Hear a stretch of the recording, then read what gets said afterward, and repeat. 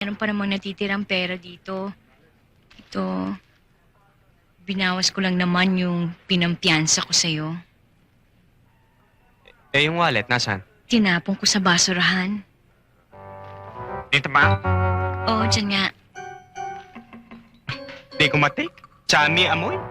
Ah, Dito ah.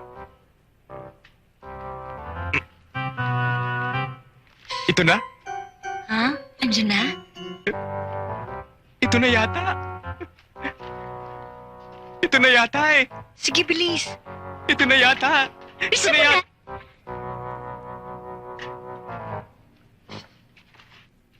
Ito, ito. Andyan na ba? Oh. Ito nga! Pwera ito. Ayan, tingnan mo. Sigurado ako may address dyan. Puntahan natin. Oh, ito! Para! Ay ko!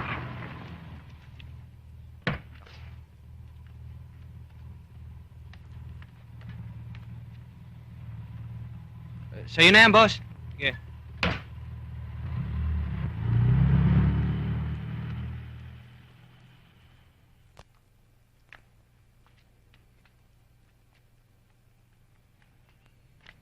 Tao po! Woo! Hello? Ah. Oh, Aray, wag dyan. ba? Bakit? Dito sa may nota. Para may music. Ganun ba?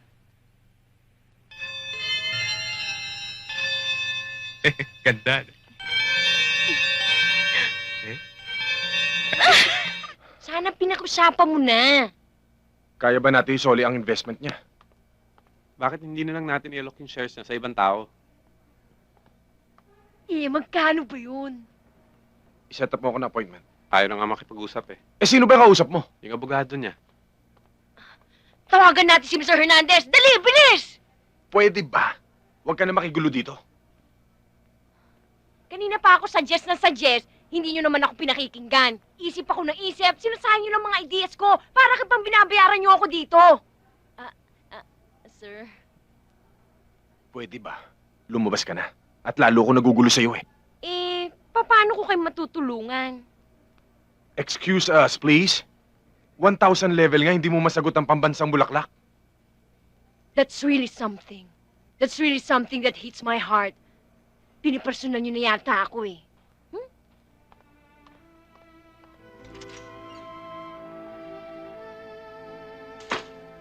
Kala mo kung sino naman silang matatalino. Yabang.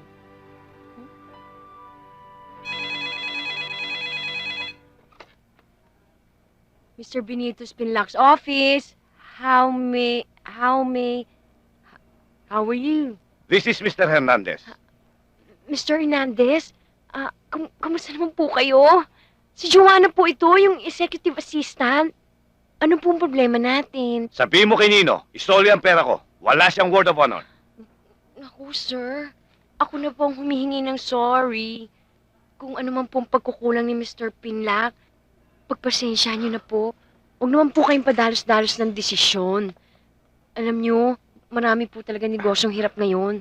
Dito, okay naman po ang pera niyo. Pag binawi niyo ang pera niyo, para na rin wala kayong word of honor. Ah, Mr. Hernandez, Ako nakakausap kay tingnan Mr. niyo, Hernandez. Please. Ha? Hello? Excuse me, may kausap ako. Sorry po. As I was saying, pag kinuha niyo ang pera, isipin niyo na lang kung ilang lang tao mawawalan ng trabaho, ha? Ilang mag-anak ang umaasa doon. Gusto niyo ba yan sa konsensya niyo? O, sige. Sige, Iha. Sabihin mo lang kay Nino, ayusin ang mga dividendo ko. Opo, sir! Mr. Hernandez, ako na po mismo magdadala sa inyo. Oh. Bye! Ingat po kayo! Bye. Ano daw? Anong sabi? Ay. Anong sabi? Ha? Ano?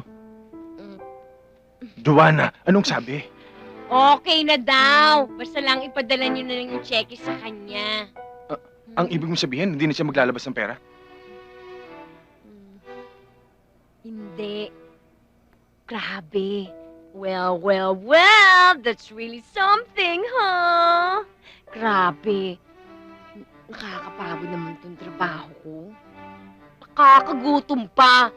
Pa-dinner ka naman dyan. Okay, kahit saan. Bulan! Huwag mong gawin yan! Meron akong mahalagang ibabalita sa'yo. Ako rin meron. Ano yun? Uuwi na ako.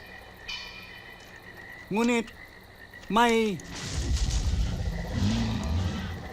Niloko mo ko. Sabi mo gagawa lang tayo ng pelikula.